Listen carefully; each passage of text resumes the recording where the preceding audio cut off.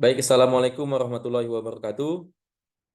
Kami dari kelompok 1 akan menyampaikan hasil dari proyek kelas Manajemen Teknologi dan Inovasi dengan judul Analisis Penerimaan Aplikasi Gerak Pro menggunakan Teknologi Acceptance Model 2 dan Partial Least Square Structural Equation Model PLS SEM, di mana dengan anggota ada 3 orang. Yang pertama Bapak Rangga Kurniawan, Ladi Oktavia Gusdi, yang kedua Bapak Muhammad Kukuh Amukti, dan yang ketiga saya Mas Agus Deni Tresnajaya dengan dosen pembimbing Bapak Dr. Insinyur Tatang Ahmad Taufik MSc IPU dan Bapak Profesor Dr. Insinyur Triwijaya MM. Baik, di mana agenda presentasi ini adalah yang pertama pendahuluan, yang kedua studi literatur, yang ketiga metode penelitian, yang keempat hasil dan pembahasan, dan yang kelima adalah kesimpulan dan saran. Untuk latar belakang, di mana ada 3 hal. Yang pertama adalah urgensi terkait dengan kesehatan yang merupakan faktor penting bagi kehidupan manusia. Yang kedua, beban kerja dan juga daya tahan karyawan merupakan kemampuan kerja seorang tenaga kerja yang berbeda dari satu dengan juga yang lainnya, dan tergantung dari tingkat keterampilan, kesegaran jasmani, dan juga keadaan manusia itu sendiri. Yang ketiga adalah monitoring kesehatan karyawan yang menjadi salah satu aspek penting dalam keberhasilan dan produktivitas sebuah organisasi. Untuk rumusan masalah dan juga tujuan penelitian, di mana ada 3 masing-masing. Yang pertama adalah seberapa siap teknologi pada aplikasi Gerak Pro menggunakan teknologi Acceptance Model 2 dan Partialist Square Structural Equation Model untuk menjawab kebutuhan pengguna. Yang kedua, seberapa besar tingkat penerimaan karyawan. Yang ketiga adalah apa yang perlu dilakukan perusahaan agar sistem aplikasi ini dapat berjalan dengan lancar. Untuk tujuan penelitian ini adalah menilai tingkat penerimaan aplikasi. Yang kedua adalah mengidentifikasi tingkat penerimaan karyawan. Yang ketiga, merumuskan rekomendasi perbaikan agar aplikasi ini dapat berjalan dengan lancar. Selanjutnya, untuk manfaat penelitian adalah merekomendasikan penyempurnaan sistem Gerak Pro untuk menjawab kebutuhan untuk pengguna. Yang kedua, menjadi referensi bagi peneliti berikutnya. Yang ketiga, menjadi manfaat praktis dari hasil penelitian ini dan dapat dijadikan sebagai tambahan wawasan untuk penerimaan menggunakan sistem aplikasi ini. Dan untuk batasan masalah pada kali ini berfokus pada analisis kesiapan teknologi Acceptance Model 2 dan PLSM yang dikembangkan pada aplikasi ini. Yang kedua, menggunakan sampel karyawan yang ada di cabang perusahaan. Dan yang ketiga, penelitian masih sebatas menganalisis tingkat kesiapan dan juga penerimaan pada sistem yang ada. Untuk studi literatur, di mana aplikasi Gerak Pro ini dibuat oleh PT Gerak Bersama. PT Gerak Bersama Kita adalah sebuah platform digital berbasis komunitas dan juga sosial yang mengajak memotivasi masyarakat Indonesia untuk senantiasa berolahraga. Selanjutnya terkait dengan teknologi acceptance model, berdasarkan teori yang ada bahwa teknologi acceptance model adalah suatu model untuk memprediksi kejelasan bagaimana penggunaan teknologi menerima dan menggunakan teknologi berkaitan dengan pekerjaan pengguna.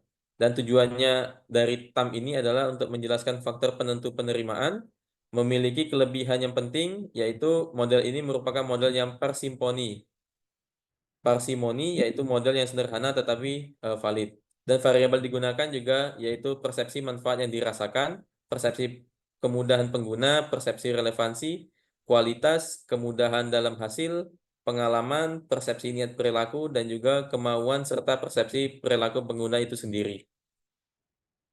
Berikut terkait dengan ekstensi terkait dengan teknologi acceptance model 2. Selanjutnya, partial least square structural equation model atau PLSM, di mana merupakan model persamaan struktural SEM yang berbasis komponen atau varian dan bekerja secara efisien dengan ukuran sampel yang kecil dan model yang kompleks. Terdapat 4 isu utama untuk aplikasi ini. Yang pertama, karakteristik data. Yang kedua, karakteristik model. Yang ketiga, estimasi model. Dan yang keempat, evaluasi model. Selanjutnya, bisnis model kanvas. Bisnis model Canvas ini adalah penjelasan yang mengungkapkan logika konseptual tentang bagaimana sebuah bisnis menciptakan dan memberikan nilai kepada pelanggan, serta memperoleh nilai dari pelanggan itu. Dan ini merupakan sebuah pendekatan manajemen bisnis yang dituangkan dalam visualisasi gambar atau chart yang terdiri dari 9 elemen yang ada. Selanjutnya, untuk penilaian terdahulu, di mana yang pertama adalah Small Medium Enterprise dan Social Media Usage, a Fashion Industry Perspective. Dan yang kedua, social media adoption dan its impact on firm performance dengan case di unit Arab Emirates. Yang ketiga, analisis penerimaan aplikasi pembelajaran online menggunakan teknologi acceptance model 3 dan PLS-SAM. Yang keempat, penggunaan metode teknologi acceptance model dan analisis sistem informasi ALISTA, yaitu application of logistic and supply telecom access. Selanjutnya terkait dengan hipotesis yang ada 13 hipotesis yang kita sampaikan pada penelitian kali ini. Selanjutnya terkait dengan metode ini, metode penelitian yang kita gunakan penelitian explanatory, yaitu jenis penelitian ini bertujuan untuk menguji hipotesis yang kita ajukan, sehingga diharapkan penelitian ini dapat menjelaskan hubungan antar variabel-variabel penelitian. Yang kedua yaitu kuantitatif dan kualitatif. Fokus pada penelitian ini adalah menggunakan metode survei berupa kuesioner untuk mendapatkan data primer. Kemudian mempermudah dalam memahami persepsi individu sesuai dengan pengalaman dan apa yang dirasakan. Yang ketiga, teknologi acceptance model 2, desain model penelitian untuk mendapatkan faktor yang mempengaruhi penerimaan penggunaan teknologi yang ada. Untuk waktu dan tempat penelitian dilakukan di PT PLN Unit Induk Wilayah NTB. Rencana penelitiannya yaitu pada bulan Maret 2024 hingga Juni 2024. Dengan populasi sampel sebanyak 127 karyawan, didapatkan sejumlah sampel sebanyak 56 responden dengan constraint persentase kesalahan sebesar 10%. Pertanyaan ini mencakup seluruh variabel penelitian, yaitu subjective norm, image, job relevance, output quality, result demonstrability, experience, voluntariness, perceived usefulness, perceived ease of use, behavior intention, dan usage behavior dengan skala 1 sampai 5 skala Likert. Dan kita juga pada penelitian ini menggunakan media Google Form yang dibagikan melalui media chat online berupa aplikasi WhatsApp. Selanjutnya terkait dengan metode penelitian ini kita ada 11 konstruk dengan masing-masing indikator 2 dari masing-masing konstruk itu sendiri. Dengan validitas dan reliabilitas, pada uji validitas, indikator penelitian akan dikatakan valid jika memiliki nilai korelasi lebih dari atau sama dengan 0,7. Pada uji reliabilitas standar digunakan dengan menggunakan rumus Cronbach alpha dan composite reliability itu di atas 0,7. Penelitian ini juga menggunakan metode statistik partialist square equation modeling. Pengujian ini menggunakan software Smart PLS. Dengan uji signifikansi, jika p-value kurang dari alpha maka H0 ditolak, atau p-value lebih dari alpha maka H0 diterima. Selanjutnya terkait dengan penyusunan bisnis model Canvas untuk memberikan gambaran yang lebih akurat terkait dengan model bisnis yang ada, dan ini dapat digunakan secara optimal di PT PLN Unit Induk Wilayah NTB untuk menunjang budaya berolahraga dan juga sehat dalam melaksanakan aktivitasnya. Selanjutnya akan disampaikan oleh Bapak Rangga. Oke, terima kasih Pak Denny. Jadi di sini terkait hasil pembahasan, deskripsi data disampaikan untuk memberikan gambaran secara umum terkait penyebaran data yang diperoleh pada penelitian. Kemudian tingkat pengembalian kuesioner yang dibagikan kepada seluruh responden mencapai 100%. Keseluruhan kuesioner tersebut sudah memenuhi syarat untuk bisa diolah karena tidak terdapat data cacat atau tidak lengkap. Data yang diperoleh kemudian diolah menggunakan Minitab dengan pendekatan statistik deskriptif seperti yang ditunjukkan pada slide terlampir di tabel sebelah kiri. Kemudian berkaitan dengan pengujian prasyarat analisis, metode estimasi pada penelitian ini menggunakan PLS algorithm pada software Smart PLS versi 3.2.9. Indikator dari masing-masing konstruk yaitu PU, perceived usefulness, kemudian perceived ease of use, subjective norm, image, job relevance, output quality, result demonstrability, experience, behavioral intention, voluntariness, and usage behavior. Itu juga sudah dimasukkan pada model ini, seperti yang terlihat pada gambar di sebelah kanan. Kemudian next.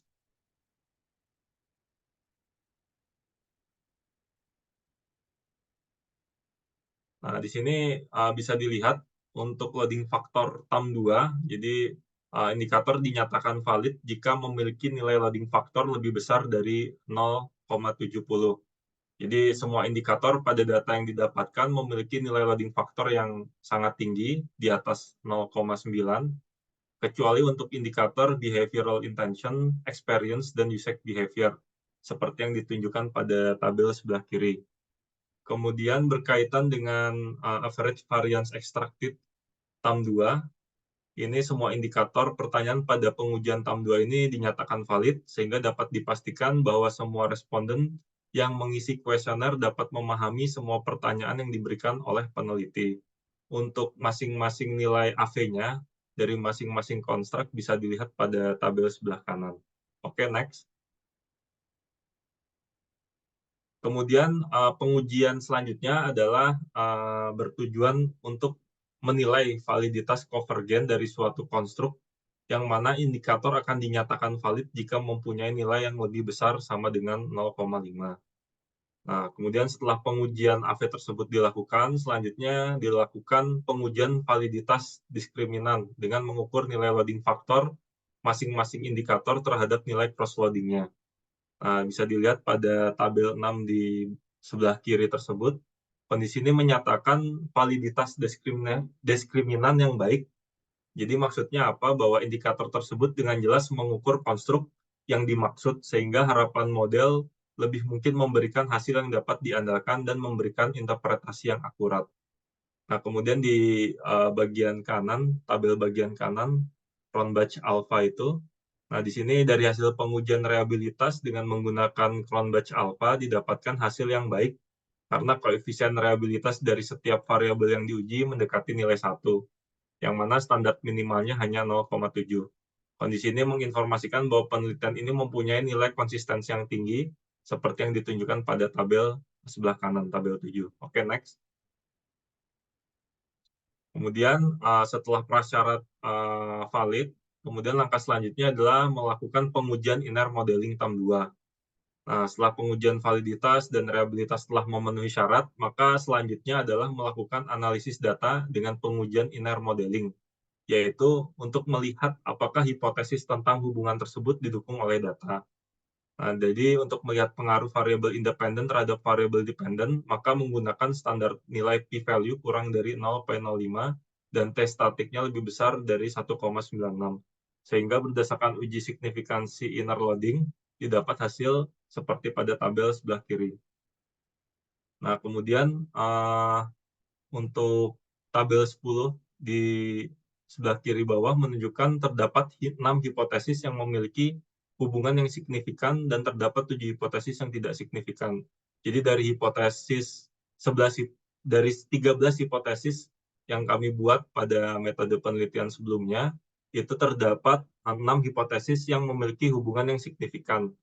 Jadi untuk hipotesis 1 pengaruhnya 60%, kemudian hipotesis 4, 74,3%, kemudian hipotesis 5, 34,5%, kemudian hipotesis 7, 25,10%, kemudian hipotesis 12, itu 35,5%, kemudian yang terakhir hipotesis 13, 31,30%.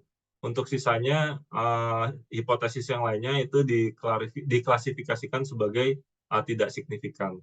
Oke, selanjutnya untuk materi selanjutnya akan disampaikan oleh Pak Kuku.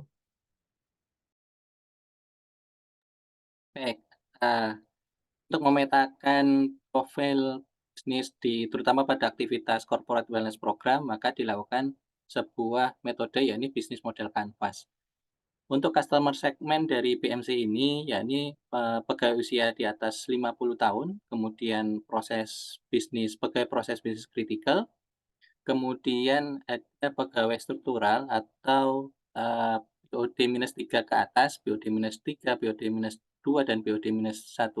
Kemudian pegawai rekomendasi hasil MCO. Nah, ini ada hasil MCO yang mempunyai indikasi pegawai-pegawai yang dinyatakan kurang sehat. Nah, ini kemudian terjaring menjadi peserta program untuk corporate wellness ini. Kemudian ada juga peserta dari volunteer pegawai. Untuk customer relationship dengan kegiatan ini membuka jejaring baru, yaitu munculnya komunitas jogging, komunitas lari, komunitas sepeda.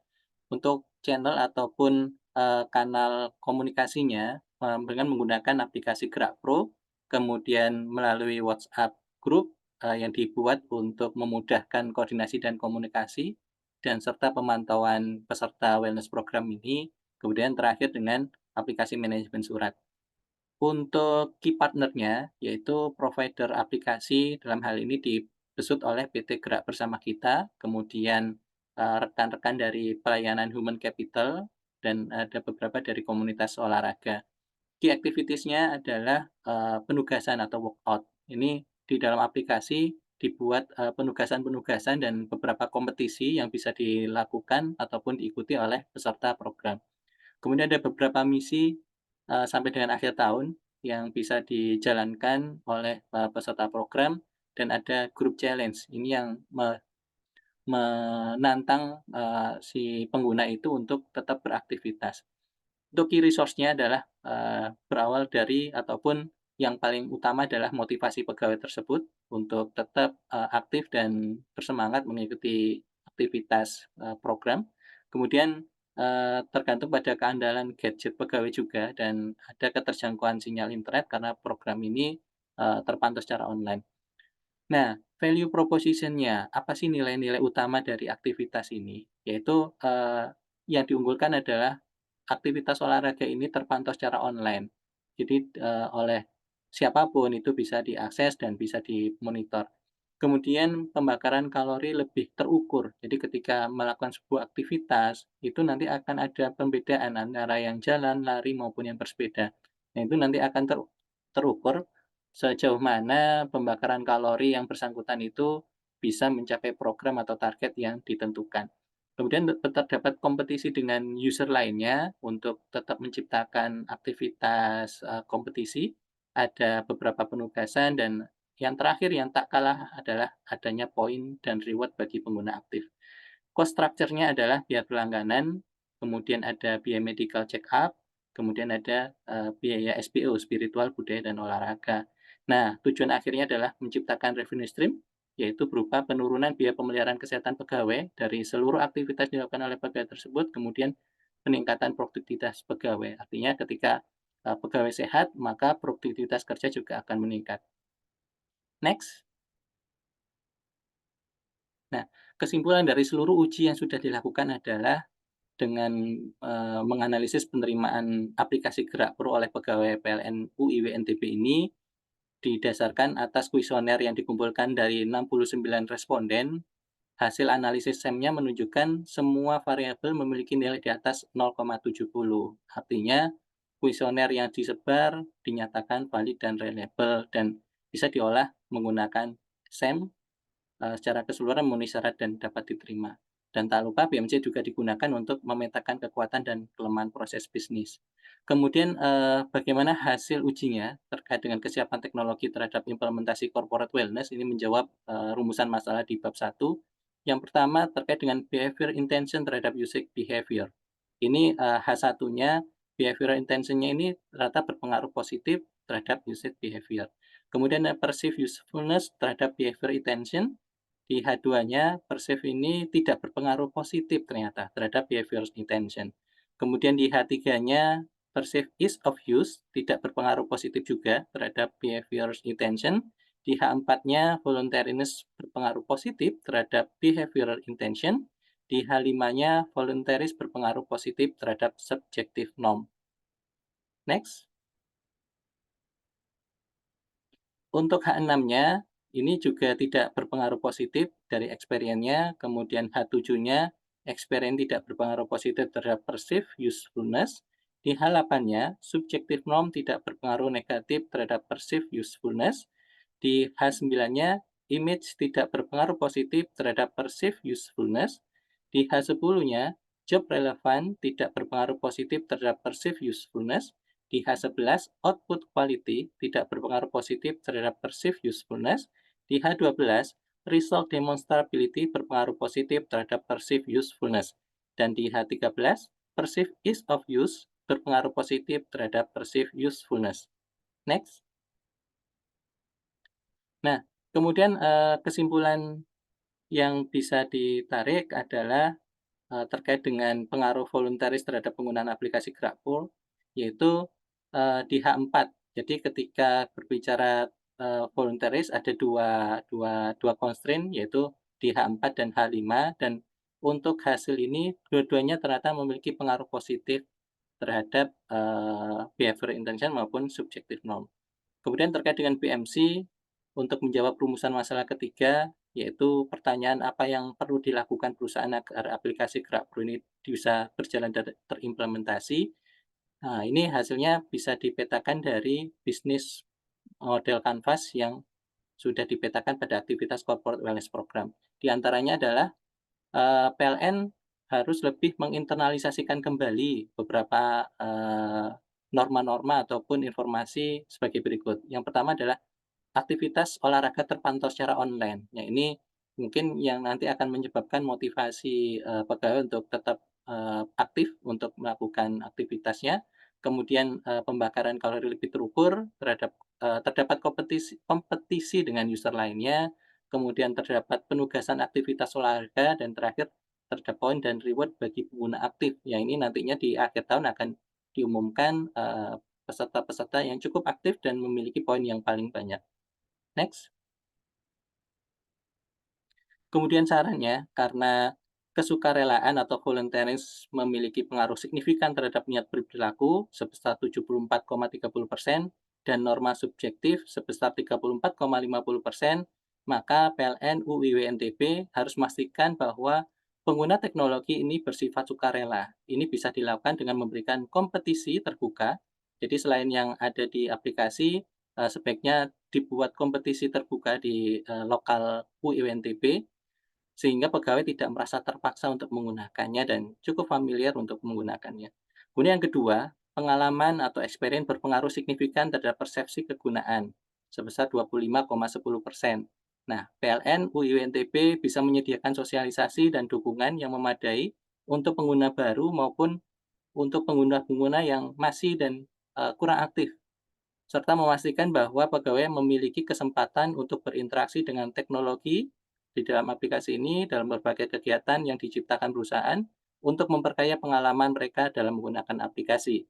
Yang ketiga, dengan pengaruh hasil result demonstrability signifikan sebesar 35,50%, PLN UNTB perlu menekankan manfaat aplikasi Gerak Pro ini dalam menunjukkan hasil yang jelas dan terukur.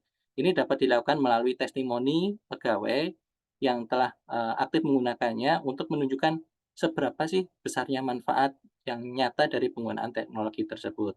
Dan yang keempat, persepsi kemudahan penggunaan atau perceived ease of use berpengaruh signifikan terhadap persepsi kegunaan sebesar 31,30%.